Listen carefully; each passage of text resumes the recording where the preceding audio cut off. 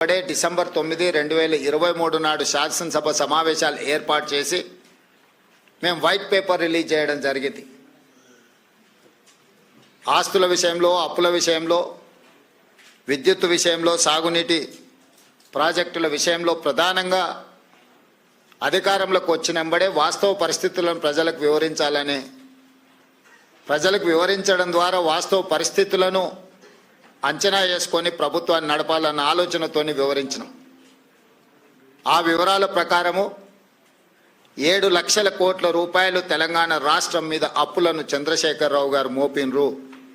వారు తెచ్చిన అప్పులకు అసలు మిత్తి ప్రతి నెల 6,500 కోట్ల రూపాయలు ఇప్పుడు మేము కడుతున్నాం. ఆ లెక్కన ఏ రకంగా రాష్ట్ర ఆర్థిక పరిస్థితి దిగజారిందో, క్షీణించిందో ప్రజలందరూ అర్థం చేసుకోవాలి. ఉమ్మడి రాష్ట్రం నుంచి వచ్చిన అప్పుల ప్రకారము సంవత్సరానికి 6,500 కోట్ల రూపాయలు అసలు మిత్తి కట్టే పరిస్థితి నుంచి చంద్రశేఖరరావు గారు దిగిపోయే సమయానికి ప్రతి నెల 6,500 కోట్ల రూపాయలు అసలు మిత్తి కట్టే పరిస్థితి వచ్చింది.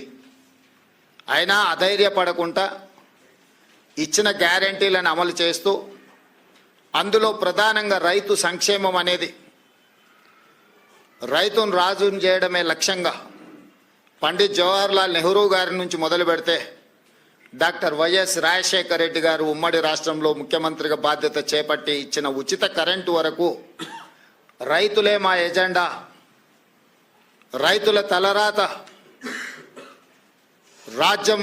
రాజ్యం చేపట్టే వాళ్ళు మారుస్తారని కాదు, రాజ్యంని చేపట్టే వాళ్ళ తలరాతనే రైతులు మారుస్తారని నమ్మిన మేము